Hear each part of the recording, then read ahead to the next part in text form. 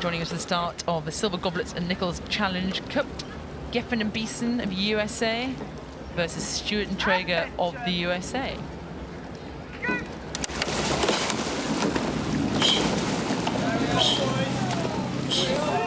Great start from both pairs there, Jess. We've got Yale on the Berkshire station and we've got Stanford on the Buckingham station on the right-hand side as we look at that.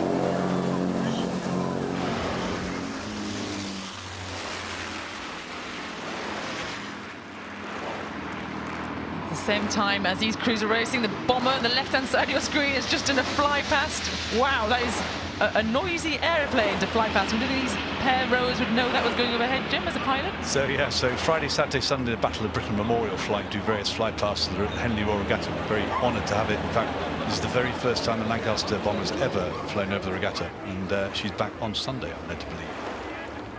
Oh, well, that gave us a shudder in our commentary box, so wonderful. And I hope the energy was felt on the water from these rowers here from Yale and Stanford. East meet west, these American crews slightly coming together. I was just thinking about it. You've got East Coast on the right-hand side, they're on the eastern side of the course, and you've got West Coast on the west side of the course. Yes, it's challenging conditions for Cox's boats out there today. Umpire might have to adjudicate on a few things, keep them apart as they come down, but they're doing really well at the moment. Coming down towards Upper Thames Rowing Club, so I guess about 2/3 of the way down the course, and it's, yeah, 3/4 of a length in it. A little bit steering there, they got a bit of warning.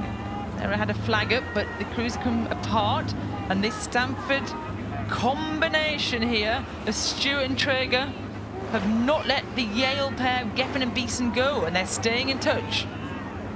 Yeah, it's tricky water here as well. It's probably the widest part of the river, quite tricky, and they're being treated to a flight path. We come past the Lancaster bomber. It's unmistakable noise of those 4 Merlin engines from World War II. And there she's flying northerly direction over the course.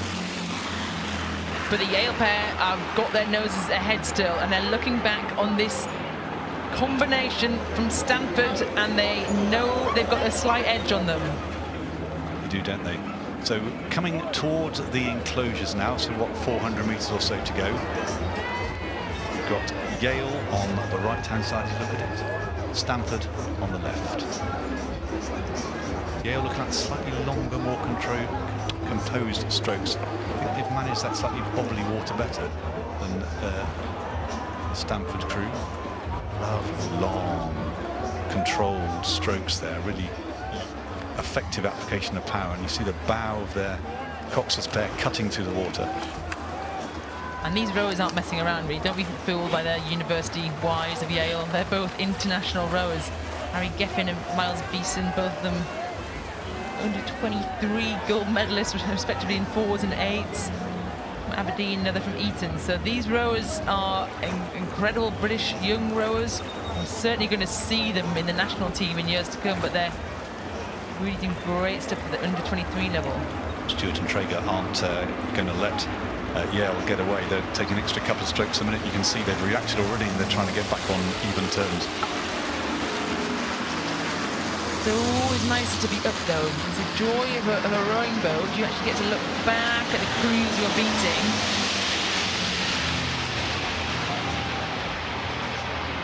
And know how much pressure you've got to put in to stay ahead of them. Just psychologically, it's such a huge advantage, isn't it? Especially on this course. There's one less thing to worry about. Lovely, yeah, that last shot, the bows just cutting their way, the boat gliding. There was no check on the boat, was there? But as I said, Stanford, extra stroke or 2 a minute. Little across there.